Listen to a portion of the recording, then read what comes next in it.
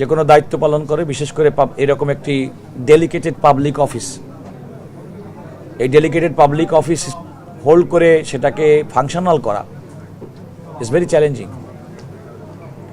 কারণ আমি যখন ওই পক্ষে ছিলাম, আমি কিন্তু এক পক্ষে নিজের বক্তব্য দিয়ে চলে যেতে পারতাম, কারণে অকারণে এই পক্ষের অর্থাৎ অ্যাটর্নি জেনারেল অফিসের কর্মকর্তাদেরকে, রাষ্ট্রকে, সরকারকে নানাভাবে কথা বলে চলে যেতে পারতাম। এখন রাষ্ট্রকে ডিফেন্ড করতে হবে এবং সেই ডিফেন্ড করার ক্ষেত্রে আমি আইন কর্মকর্তাদের যেমন সহযোগিতা চাই, আইনজীবীদের সহযোগিতা চাই, এবং আমি আপনাদেরকে বলবো যে মাননীয় বিচারপতিদের সঙ্গেও আপনারা অত্যন্ত সৌজন্যমূলক আচরণ করবেন। এবং আমাদের সুপ্রিম কোর্টের সম্মান অনেকাংশে ক্ষতিগ্রস্ত হয়েছে বলে আমরা অনেকে মনে করি।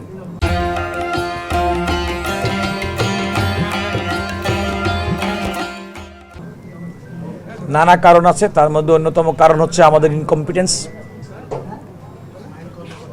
তার মধ্যে অন্যতম কারণ হচ্ছে এই পেশার যে সুমহান মর্যাদা বলে আমরা দাবি করি সেটা আমরা বজায় রাখতে পারছি না আমাদের বিহেভিয়ারের কারণে, আমাদের লেখাপড়ার ঘাটতির কারণে, আমাদের নীতি নৈতিকতা সততার অভাবের কারণে।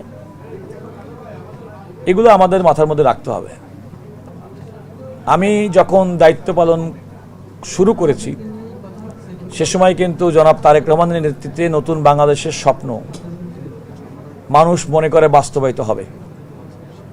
বিশেষ করে 24-এর ছাত্র জনতার গণ আন্দোলনের মাধ্যমে নতুন যে সরকার প্রতিষ্ঠিত হয়েছে অবাধ, সুষ্ঠু, নিরপেক্ষ নির্বাচনের মাধ্যমে, এই সরকারের পথ চলা যেমন চ্যালেঞ্জিং এবং সরকার, রাষ্ট্রের পক্ষে যে সরকার পরিচালনা করে তাদেরকে সহযোগিতা করাটা আরও বেশি চ্যালেঞ্জিং। আগামী দিনে আমাদের এই চ্যালেঞ্জ আরও বেশি আসবে বলে আমরা পারসিভ করি, বাট আমাদেরকে ইকুইপ থাকতে হবে। আমি ব্যক্তিগতভাবে মনে করি যে আল্লাহ এই চ্যালেঞ্জ মোকাবেলা করার মতো ক্ষমতা, সক্ষমতা আমাদেরকে দিয়েছে। সেই ক্ষেত্রে আমি দেশবাসীরও সহযোগিতা চাই, ল অফিসারদের তো সহযোগিতা অবশ্যই চাইব। আর দেশের মানুষের প্রত্যাশা সুপ্রিম কোর্টের প্রতি, এই প্রত্যাশার জায়গা থেকে আমরা বলতে চাই মানুষের ন্যায় বিচার সুপ্রতিষ্ঠার ক্ষেত্রে, ন্যায় বিচার প্রাপ্তির ক্ষেত্রে আমাদের অফিস যেন বাধা না হয়ে দাঁড়ায়, বরং রাষ্ট্রের পক্ষে আমাদের কর্তব্য হচ্ছে মানুষ যেন ন্যায় বিচার পায় সেটা সুরক্ষা করা, সুনিশ্চিত করা।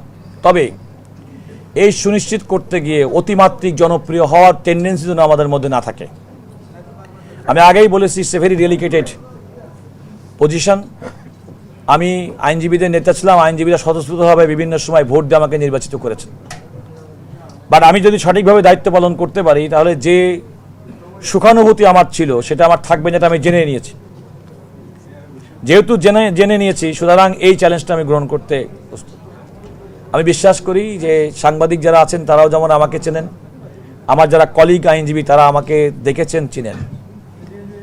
আমি মানুষটা কেমন, কথা বলি কেমন, নীতি নৈতিকতা কেমন, দক্ষতা কেমন, যোগ্যতা কেমন, বাংলা বলি কেমন, ইংরেজি বলি কেমন, আমি বললে মানুষ বুঝতে পারে কিনা, আমি লেখা পড়ে বাংলা বুঝতে পারি কিনা, ইংরেজি পড়ে বাংলা, এগুলো আপনারা নিশ্চয়ই আমার সম্পর্কে জানেন বলেই বলছি যে আপনাদেরকে সেভাবে ইকুইপড হতে হবে। This is a message to everyone, get yourself equipped to march with your attorney general. That is simple, plain and simple.